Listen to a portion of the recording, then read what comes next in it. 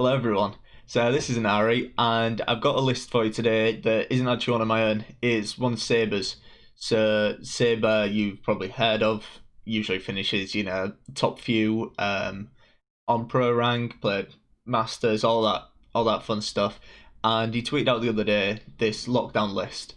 And so I made some big claims, said like it's really good list, and been having a lot of success with it. So he's usually not wrong on these things, so I thought I'd give it a try, and I was really surprised. So when you look at the list, it's nothing particularly surprising. Not really any of the new cards that have come out. It's a lot of stuff you'll have seen before, things like Masquerade Ball, Usurp General, and Joachim, all that kind of stuff, the typical things, but it seems to operate really well, and it's a combination of a few things. So firstly, at the moment, with all the locks that you're running and like just really control heavy, it seems to do really well against the engine decks that are on ladder at the moment. So a lot of like scoia'tael movement lists just really struggle against this list. And also with the changes to provisions, so now that sergeants are 4 provisions and you're running a fair few locks, so you can run things like Masters of Disguise, you have some really strong 4 provision cards. And because lockdown has the lowest provision cap of any leader ability, you're always quite tight on what card you can run, and having those cheap engines means that you can run some of this top end stuff without losing any power on the bottom end. So the list seems to do really well. At the sort of time of recording this, I've got 10 wins in 11 games, so it's obviously a small sample, but definitely does well. And yeah, I'll run a couple of games and let me know how you get on with it. So I hope you enjoy the games, and I'll catch you in the next one. Alright, let's see if this can beat a simulator. I feel like it probably has a good matchup. With all the removal, we can really efficiently deal with what they're trying to do. So, in terms of what we're looking for, I'd really like to get Ramon. And probably a Yenva. I feel like there's definitely going to be sort of something we'd be pretty happy to see. The one poison really don't feel all that good. I think I'll probably just fling it.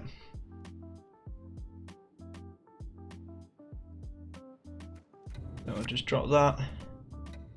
Oh, so we'll drop that. Okay, nothing. Nothing too exciting. We can just play the sergeants this round.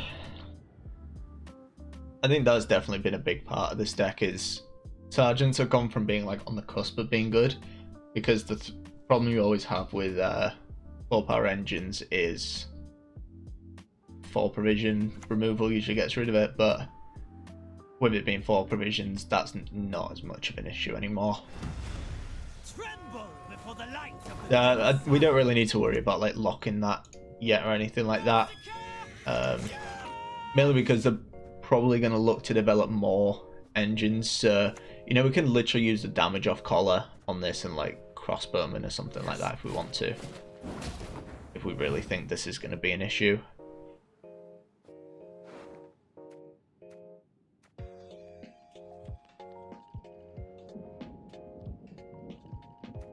Okay. So we could informant and take that. It is a 1.10 engine, but it feels a little underwhelming. I may just use the collar and crossbowman just to kill this. I guess we don't need to. We can literally just lock this if we want. I think we'll just lock this. Because now that it's locked, we don't even need to kind of worry about it. We can use the collar another time, and it's really threatening the collar, mainly because as long as it's there, your opponent has to respect the fact that you can lock anything they bring down. Okay. Okay, so we probably collar crossbowman now.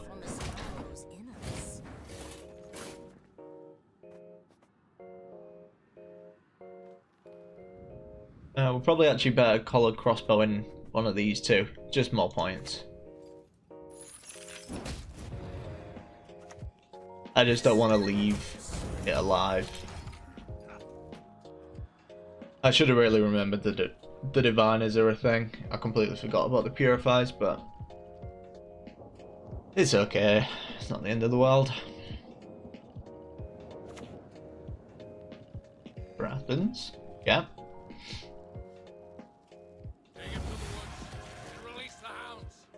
Yeah, we can probably do the same just with all Brathens, to be honest. Just copy back the armored cavalry. I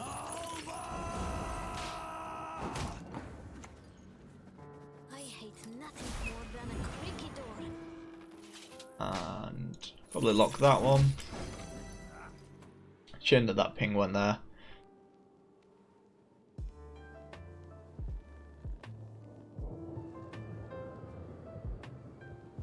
Obviously, we just need to be careful now.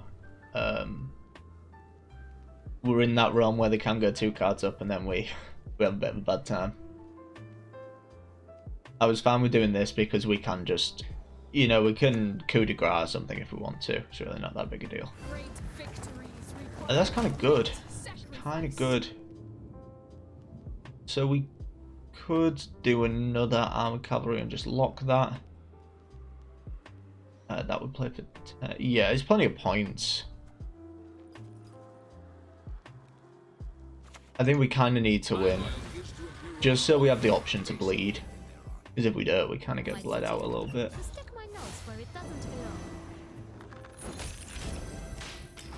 And the beauty of it triggering this. Also really nice. Maybe an argument for killing the Ducal guard instead of the diviner, just so we had the option to steal the purify if we wanted. I don't think we would have given the situation, but we definitely don't have the option now, and they're fundamentally the same card once they come down. So my only thought was I didn't want this exact thing of a Brathens to copy back one of the assimilate engines for them. So I think it probably didn't matter, but it's just something to think about, I guess. Spotter.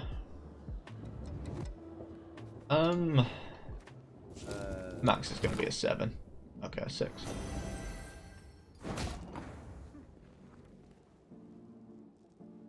We may just have to pass here. I just spotted random. Just done a random unit, yeah. Because say if we get the only problem with like Roderick now would be like Joachim would be fine, Ramon would be a disaster, Cupbearer bit underwhelming, don't want Usurper, don't want, I mean we could, Yembo would be good, so we have like bad. Alright, we'll play for the good outcome. Alright, so we could take his Brathens, which I'm pretty happy to do.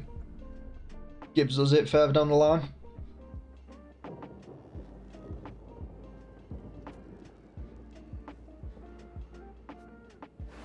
In terms of aristos, we run the 1, 2. I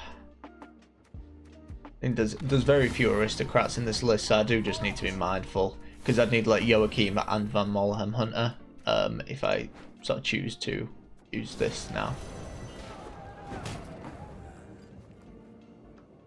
Interesting.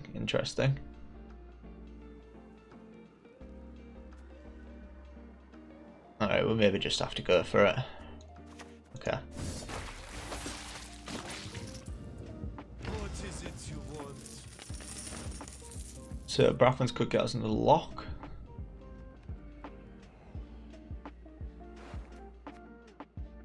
Joachim could really bite us in the backside, so then we'd probably use Brathens. It is a big investment, obviously, but you know, ultimately we are just basically. So this is 1 point a turn. These have the potential to be quite a bit more, so we probably just lock that up. Just removes the sort of engine value. I just don't particularly want to give them round control. Having a long round 1 where we still end up winning, which I'm relatively confident we can do, is sort of the best outcome ideally for us. Probably will have to be a pass next though, mainly because, you know, Masquerade Ball basically is a complete carry in the later rounds. Perfect. So it will depend on the hand, but if we can get like Ramon, Imperial Brigade maybe, Slave Hunter. Yeah. Imperial Brigade's kind of nice. I actually don't want coup de grace. Maybe we chuck this. It's risky to throw. I think we need to. Okay. So I can play Master of Disguise, that's okay. We'll probably just play it down to the Masquerade Ball. And if we lose card, we lose card. It's really not a huge issue. Yep, this works out pretty good to be honest. Because ultimately, we just need a soldier when we end up playing Imperial Brigade. And we don't want to be locking that. It just feels like a bad idea. People are running this card. Interesting. Interesting. Yeah, that's an interesting one for sure. Gives us ahead, and obviously we're getting more value than they are.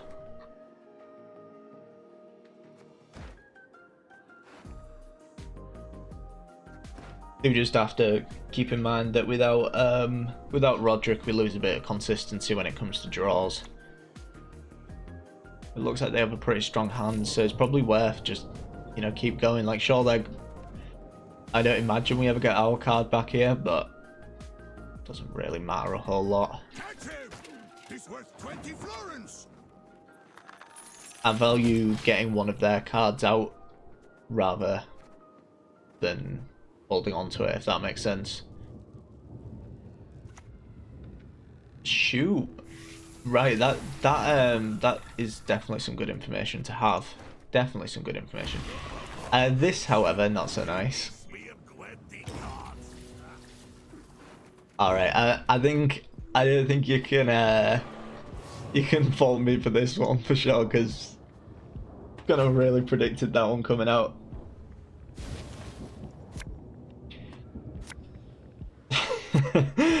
Okay, that hand's kind of perfect to be honest. If I wanted to be super greedy, we could drop this.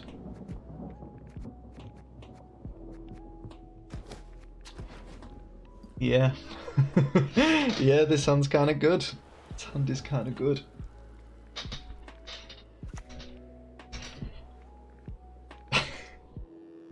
Alright, I mean props to this dude because this deck's definitely a bit of a meme.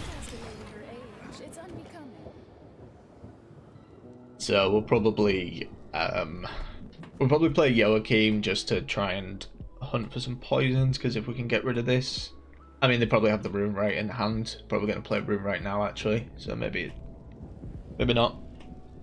Thinking about it. Oh, they don't have Rune Right, okay. Or if they do have Rune Right. I don't know, I feel like if you had Rune Right, you'd play it there.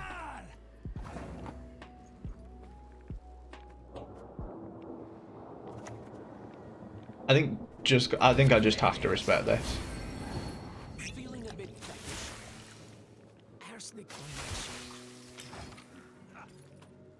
And with that draw, that's actually pretty lucky getting the other fangs. So with that pull from Joachim, the poison doesn't feel too bad. We're gonna spawn another poison, and we're gonna have Van Molhem, so it should be okay. This deck seems interesting. I definitely wouldn't say it's good, but it's definitely interesting, if nothing else.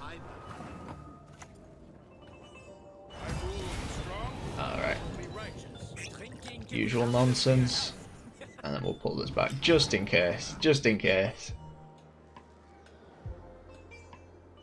So what were they running? Probably not running like a Leo Bonhart, so could see a Leo Bonhart from Master Mirror. I feel relatively confident at this point though. Should have this one in the bag.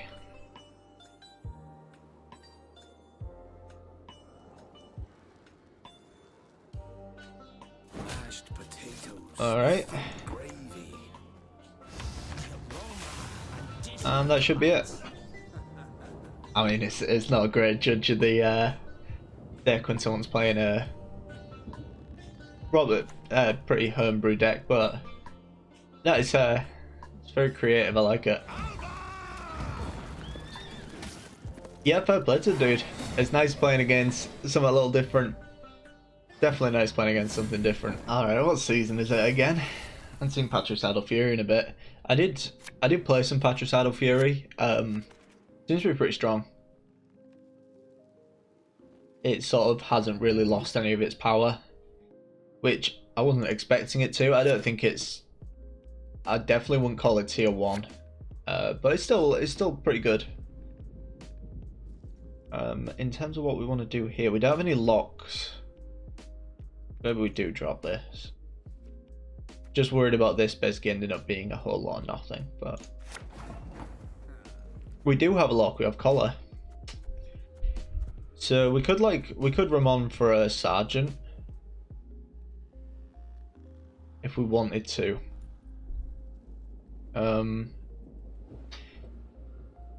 It's how much we want to go into this round, I guess.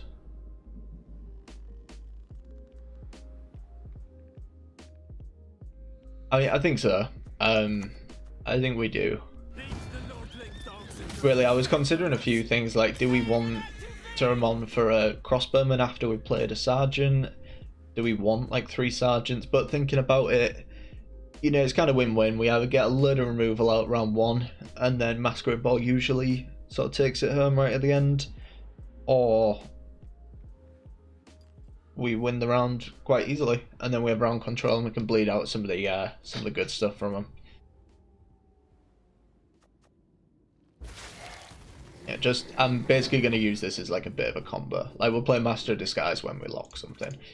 So at the moment, I'm basically going to dump down these 2. Whether I think I'm going to need the 3rd, I think I might. Yeah. Alright, that makes things a little easier. I don't mind locking that. This Savage Bear tips me off that maybe they're playing into the Beast thing, but I don't know.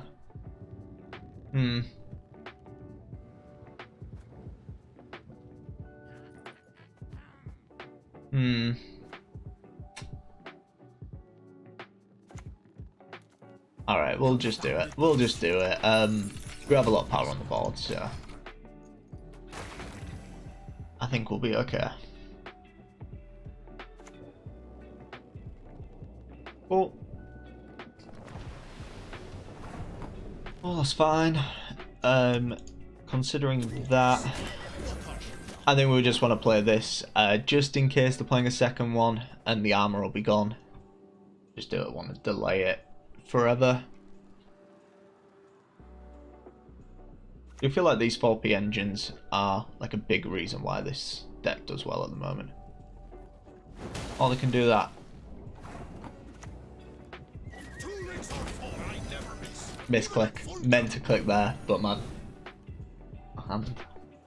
My DPI is way too hard for high for card games. I'm just used to like quite a high DPI, but when it comes to card games, it's not really necessary. So, but oh well, oh well. Down by 9.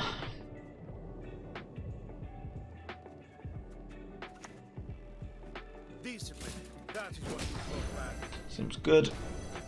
Seems good. Thins our deck a little bit. Probably just passing next, in all honesty.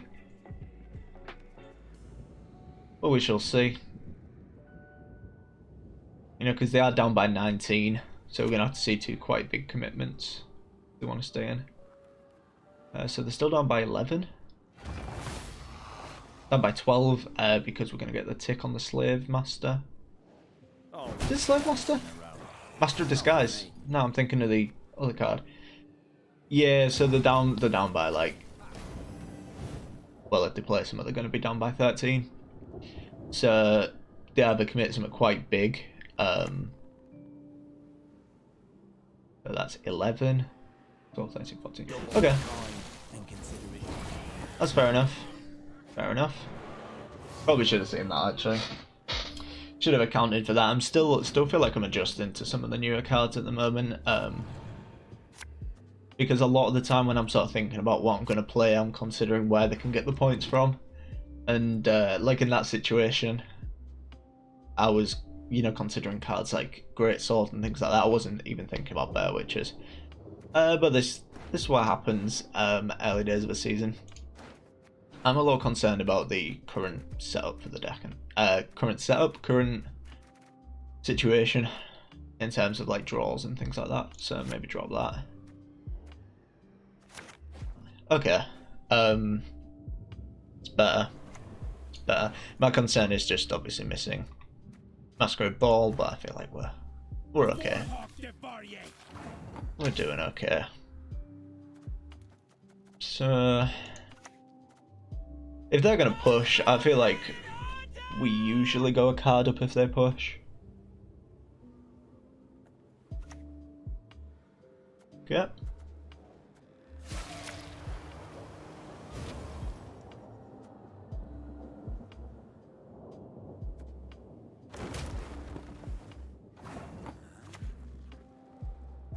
Your name, young man, to be cursed into an urge. I hate nothing more than a creaky door. Ping that down.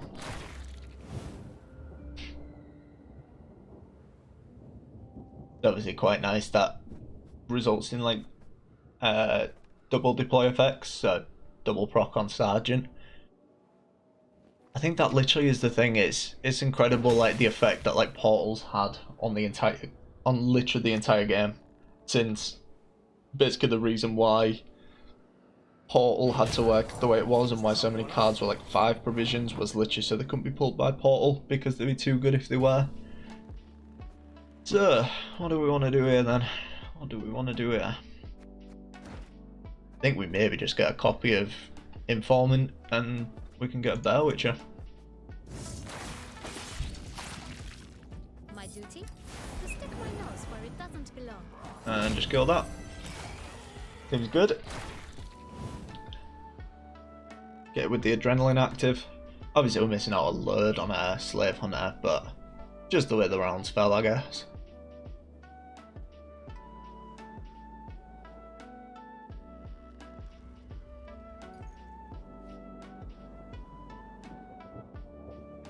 Keep an eye out for anything we want to Yembo as well. See something juicy, get hold of it.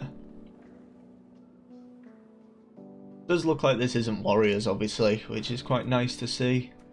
Definitely more Witcher, self-damagey kind of stuff. So there might well be like Great Swords and things like that, but yeah, we can see. Yeah, that's good. Good.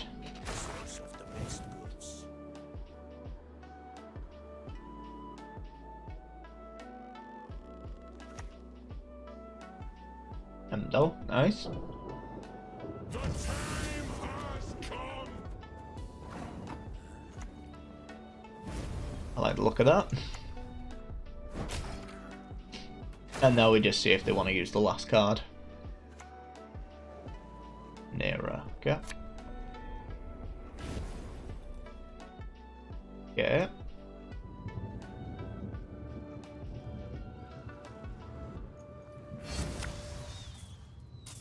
Arnagard, right.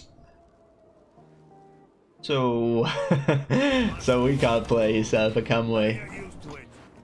Alright, that's interesting. So, look at this. Joachim. And this is going to get hit for 7, so it's going to play for 9, 21. Yeah, this will be fine. Cool. A little bit scared there, but I was kind of hoping we hit Joachim, to be honest.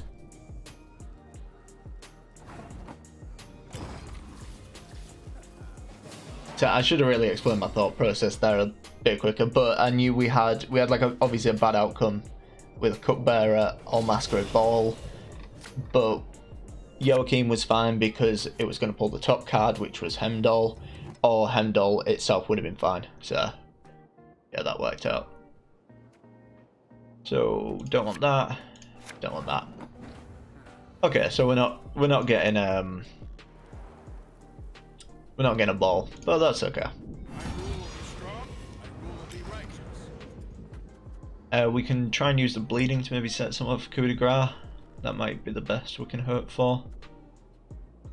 Or we lock some if we have to. Just worst outcome is this coming down as basically 3 points.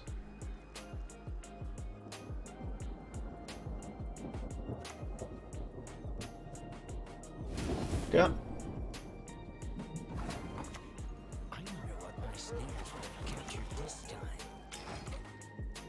Didn't realise you had to lock your own stuff. Oh yeah, because it's lock a unit. Any unit. Freya's bulwark. That's what we are. Okay. So the best we can hope for is like getting this down to 3. Hope they haven't got a way to set up. Should be fine though, I reckon.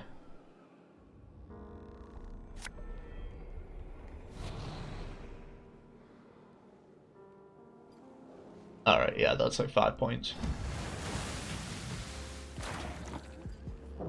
Hey, we can have our own greatsword. Greatsword, wild ball, sorry. Alright, yeah. I mean, that's quite easy. I was planning to record a few, but honestly, we got 2 decent games, so happy with that.